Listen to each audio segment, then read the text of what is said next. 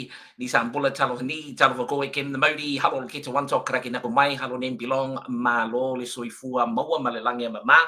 Brian Sangala, events specialist, with another episode of Talanoa Moana, where we showcase, highlight an amazing story within our global Pasifika diaspora. This evening, episode 7, and we are joined this evening by the incredible, the inspirational Telesia Tanoa'i.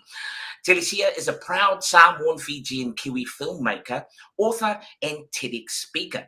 She's fluent in Mandarin, and she uses language to advocate for climate issues affecting the Pacific. In 2023, she represented Oceania at the Chinese Bridge competition and documented the journey in her film Telesia to the World, which has been officially selected for 17 film festivals across the globe and currently streaming on YouTube. Telesia is passionate about uplifting Indigenous and Pasifika stories through acting and directing, aiming to create the representation she missed growing up. With that, it is a very welcome malosoi Nisa Yandro Vinaka and Nihama Juani Nidao Chililai. Telesia, thank you for joining us this evening. Really appreciate it, dear. Wow. Kia ora. Thank you so much for your wonderful introduction. Sorry, I was just like shocked by the amazing Chinese you spoke just now. I wanted to honor you in that way as well. So yes. Yeah. Don't start a conversation with me because that's all I know. Okay? Yeah. No, don't worry. I know what that's like. Yeah. Yes. Oh my God. Before that, can we ask Telesia, would you do us the great honor of introducing yourself in the beautiful Mandarin language? Oh, yes. 大家好，我叫杜天丽，我真的非常感谢马尔现在不是邀请我来跟你们讲话聊天，我是我已经说了我的名字，但是我是萨摩亚和斐济新西兰人，对，我很高兴跟你们今天讲话。I'm so grateful to be here, Ma'a. Thank you so much for inviting me. I feel so honored. I'm really excited for our Talanoa today. And Awesome. Thank you again, Telesia. Really appreciate it.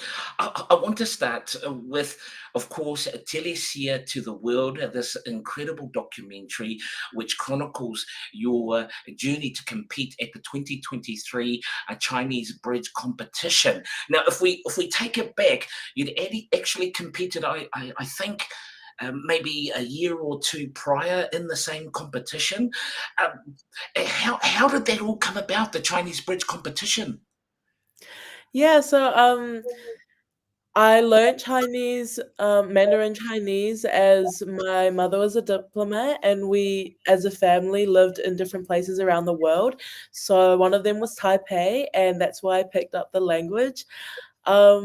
And I hadn't used it like ever since we had left. And if anyone has picked up another language or speaks another language, you'd know that it's pretty hard maintaining it while not being in that environment where it's spoken to you all the time. So my parents knew about the competition and encouraged me to enter so that I could basically start just like get back into the Chinese learning process again and just keep up my Chinese, because it was a skill that was very hard for me to pick up, I guess, and I really worked hard at it. So my parents didn't want me to lose that. And yeah, I entered the first year when I was in year 8, and I entered again in year 10, and the last time I entered was 2023, and that's when I had the honor of representing Aotearoa in the Chinese Bridge Global Competition in China. I watched on the documentary and mentioned your mum is no slouch either when it comes to language. She would be easily considered a polyglot. 7 languages, I understand, for mum. Yeah, she's quite a woman. It's Oh, yes, an incredible woman. she's an incredible woman, yes.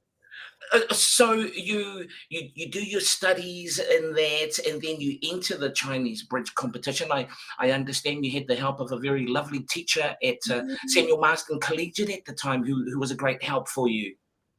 Yes, Miss Harrington, yeah, she was really the best. Like, I genuinely don't think I would have gone so far in the competition without her, or without her support. She Because I was under 18, um, students that were under 18 had their teachers go with them to China, and so she was like super helpful. Like, not even just in the whole Chinese speech process, but also like helping me film my film. Like, I'd ask if she could take my phone and record me during my speech and stuff. And yeah, she's a really special person. Yeah. Yeah.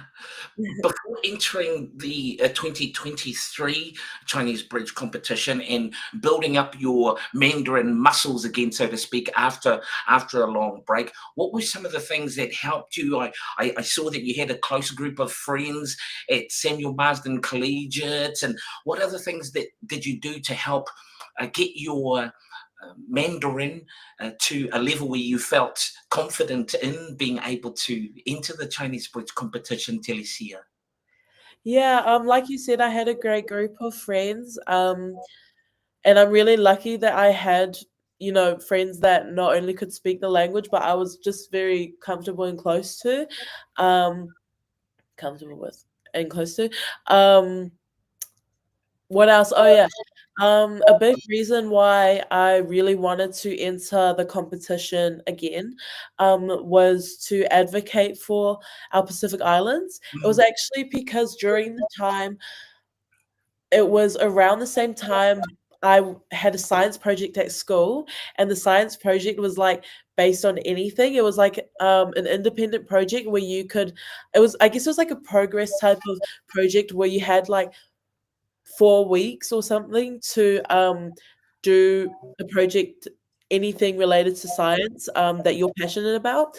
And I thought about climate justice and how um, I was really passionate about how change affects the Pacific Islands, mm, and I thought about how I could spread awareness about it. And that was exactly at the same time that Chinese Bridge um, was going on, and the theme of the competition was "Fly High with Chinese," which was why we like to learn Chinese. It was like a, you had to say a speech about why you like learning the language, or like what motivates you. And so I put two and two together and realized that like Chinese, like learning and building on the skills that I had wasn't just, just to like practice and like learn learn more on what I've already learned. But it was like I realized it was so much bigger, and mm. that I could actually use the skill that I had already been building on to, I guess, reach a wider audience, like reach a bigger scheme of things, have Mm, a bigger platform. And yeah. so yeah, like, I had my friends, I had there was Chinese drama and Chinese like music that I would listen to. And so like I was really like in a positive environment when it came to learning Chinese. Mm. It's a very big competition. What is it? 45,000 students competing from 97 countries, and you are one of four chosen from New Zealand to go and represent, making the top 110 in the world. When you uh, when because you placed first, I think in New Zealand. What was the feeling? I've seen the reaction when the result was announced, but for you, what was the feeling for you at the time, Telesia? Yeah, it was really crazy, especially since it was a long process. Like my journey with Chinese Bridge, it was about, it was 3 years before. Oh no, yeah, it was. I entered the competition 3 times, and the first 2 times I had placed third. So being like, hearing, the announcer call my name for first place, I immediately, um, just thought of God and thought of, how good He is, and thought, like, "Wow, this must have been His plan all along," because that whole journey was really about, I feel like, resilience for me. Because for me to get third the first 2 times, it did take a bit of a toll on my mental health. Just that, like, that imposter syndrome, like, just telling myself that, no matter how hard I try, like, I'll never really be good enough to be first place. And that was, something I went through. But in the end, when I realized that this is what it was meant to be, because when we look back, like, the first 2 years, there wasn't an opportunity to go to China because of COVID. So the year that I entered and went to China was actually the first year they opened the borders again. Like, it was like the first time in a while that um everyone could go and compete in China. So I really just, like, had a deeper appreciation for, like, I don't know, just, like, learning about God's timing and knowing that, everything happens for a reason. But yeah, that was something I got to talk more about in my TED Talk. Mm. Um, yeah. So for you, Telesia, because when we talk about imposter syndrome, and myself, another person that can put my hand up and say yes, yes, I've experienced that so many times.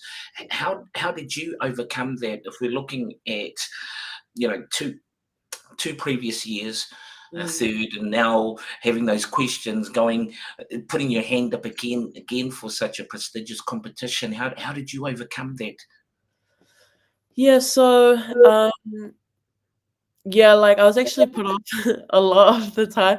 Like, well, the first time I was pretty upset, and then the second time I was even more upset. Yeah. But, um, I had a really good support system. Like, honestly, that's a really big factor to, the success of all of this. Was my teacher really wanted me to go for it again. Um and my parents, even, they cared a lot about my mental health, and they cared about, what I wanted to put my energy into. But um they were really supportive in, either choice I chose.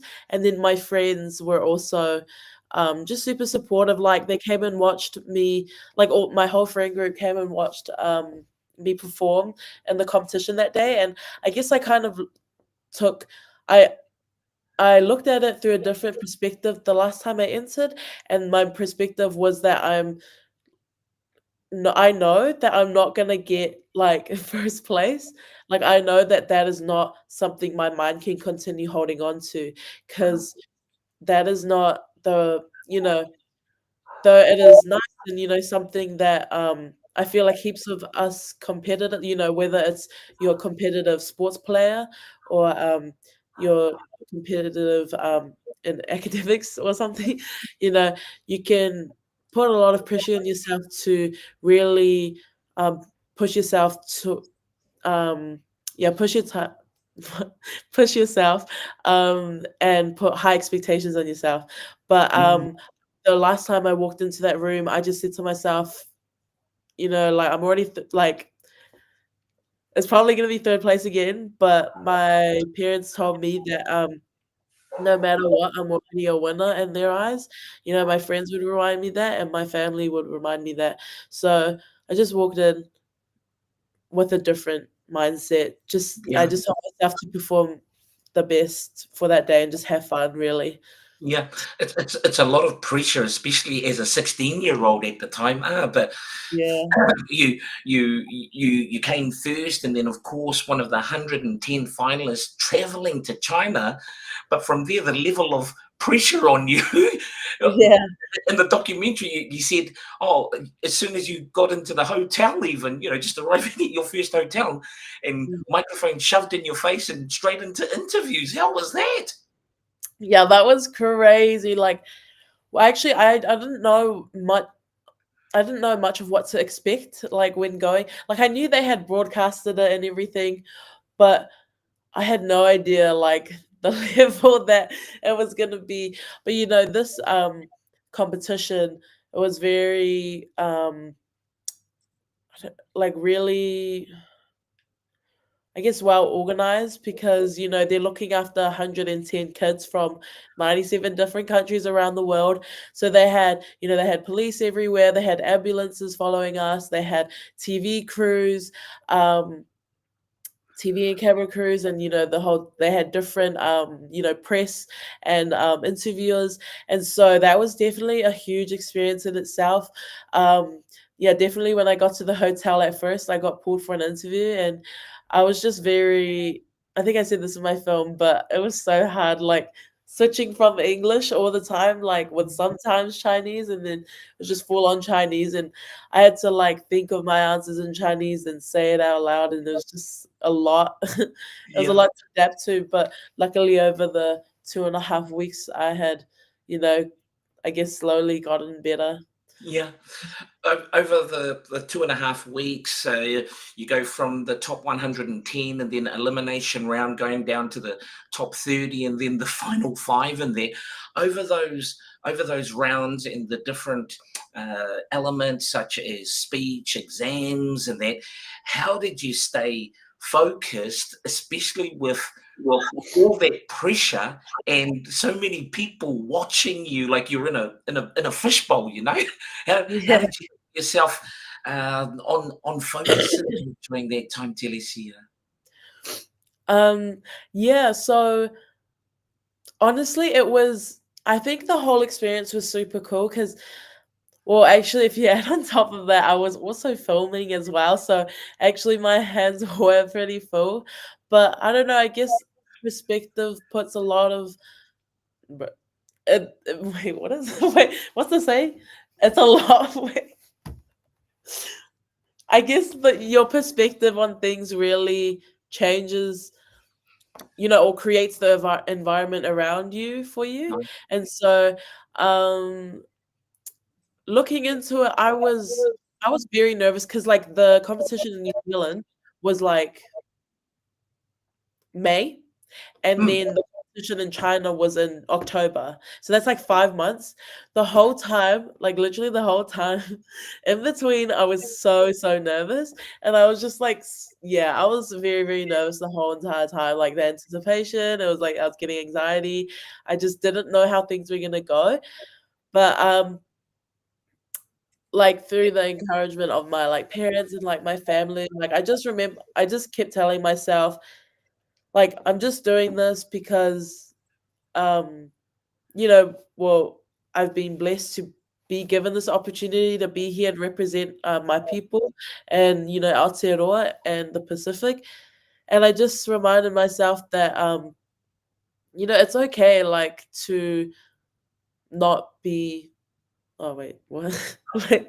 It's like it's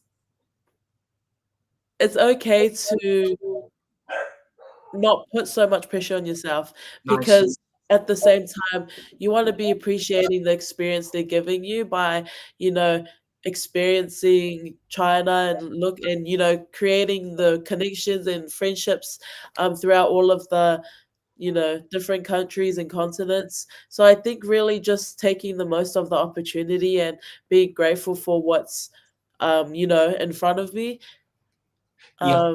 really helped me stay grounded.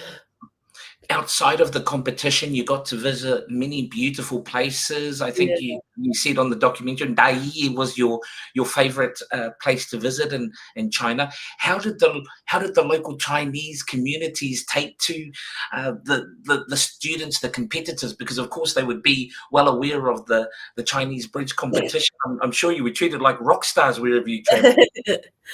Yeah.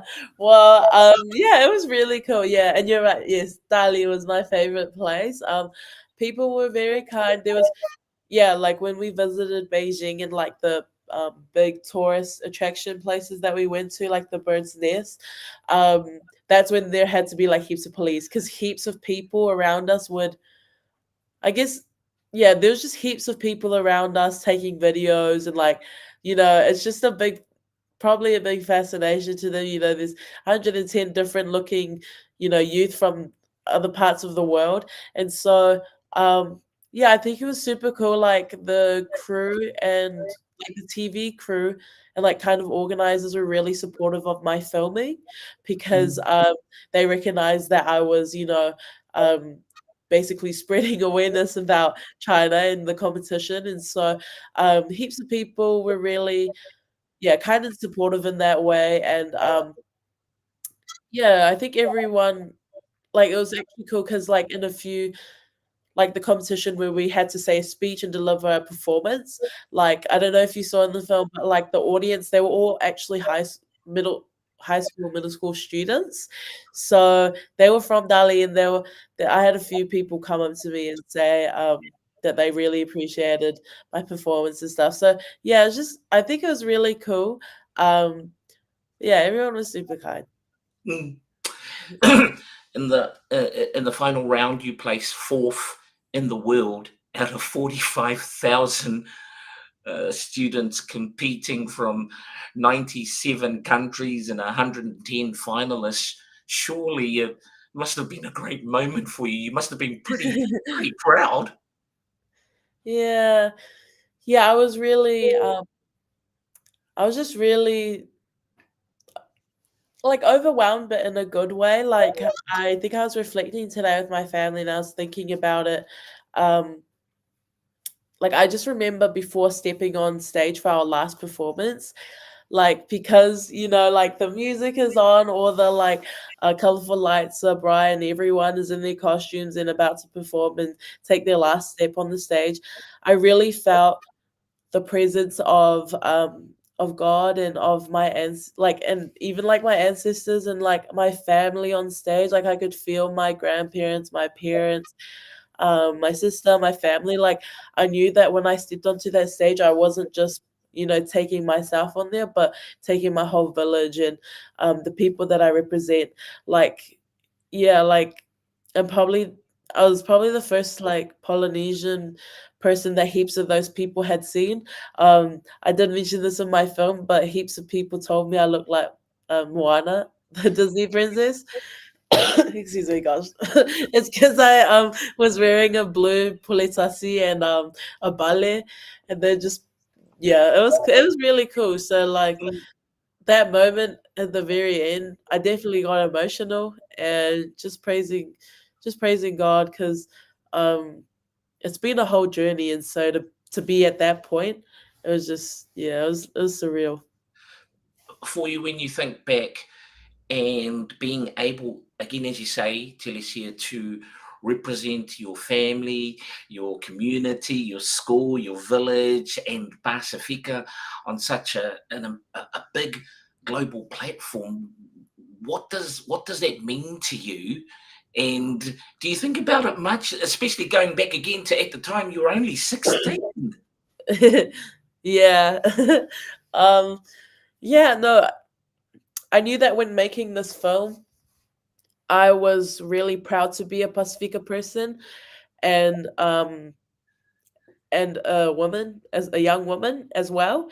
Um I didn't think I would get as far as I did. So being continental champion and representing Oceania as a indigenous Pacifica person and a girl, it was definitely a lot of I felt a lot of pride and I felt a lot of love.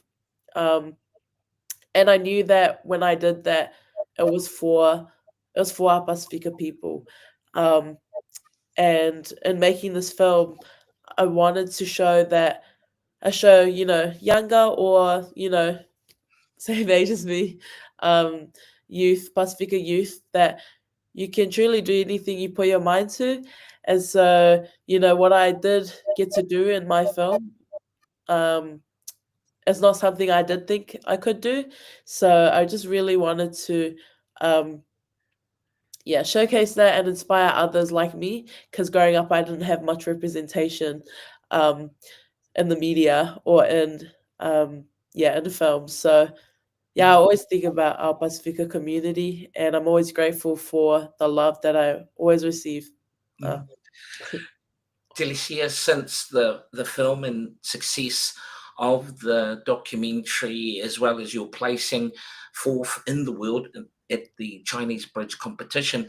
Have you had opportunities to be able to continue speaking in Mandarin, say through local Chinese organizations or that in Wellington or further afield?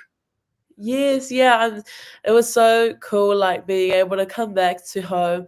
Um, yeah, I got a good welcome back. The Chinese Embassy, Confucius Institute, and New Zealand Chinese Language Week have been very supportive of, my journey. And yeah, I've been able to attend and participate in events that happened around Aotearoa.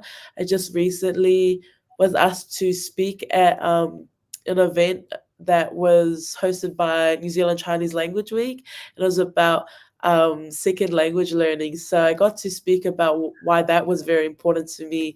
Not only like learning Chinese, but second language learning in Aotearoa, like as a Pacifica person, like how important it is for our Pacific languages to stay alive in Aotearoa. As we have so many diasporic Pacific Islanders here. When you speak at these events, pardon me, such as your recent one, what is the reaction of the local Chinese community? Yeah, I guess it's a mixture. A lot of the time, people, I guess, get pleasantly surprised. I do get some confusion, some applaud. But yeah, I think it's really cool. Like, even like at just at like uni, like when I speak to other people at different like Chinese speaking clubs, I get like really confused reactions. Yeah. I think it's super cool though, like being in touch with the Chinese speaking community. I do want to continue building on the skill and maintaining it. So yeah, it's super cool. Awesome. Talking about uni, currently studying film at Victoria University, which, taking into account your upbringing and the work that your parents do in film, and that would be a natural progression. Tell us a bit about your studies at the moment at Vic Uni, please, Telesia. Yes, I just recently joined, so I joined this trimester, but I'm really enjoying it. Yeah, um I'm really passionate about what I'm taking. So I'm doing a BA in Film and Pacific Studies and also doing global studies. So I'm just really grateful I'm in a space where I can work on my passions, like kind of all together.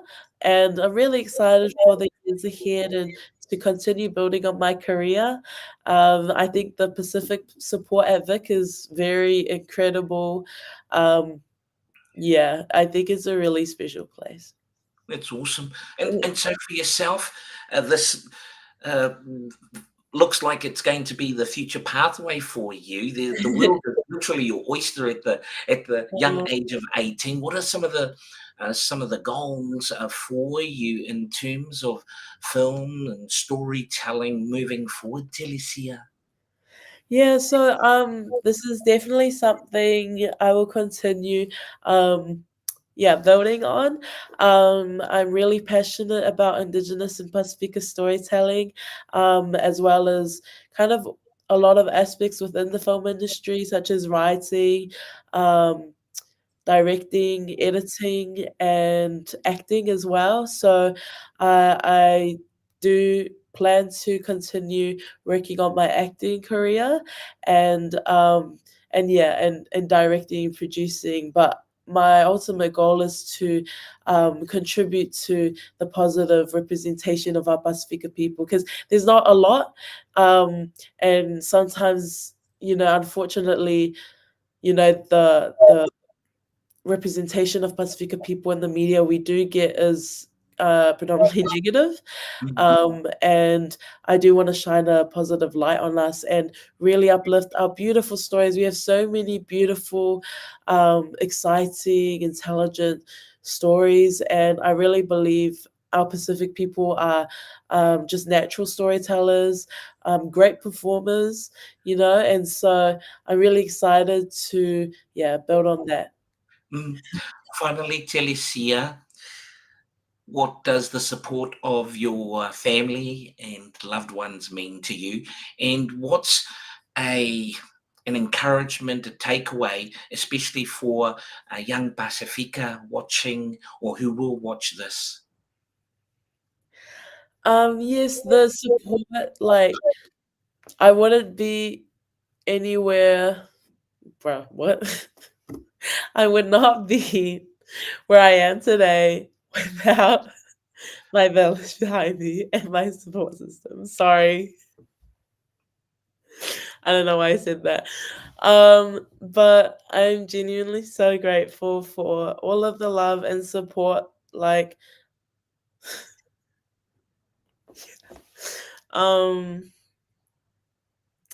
yeah, it just truly means a lot because, you know, yeah, I get asked often, what it's like doing, having, I guess, achieved what I have been able to, and I think it genuinely,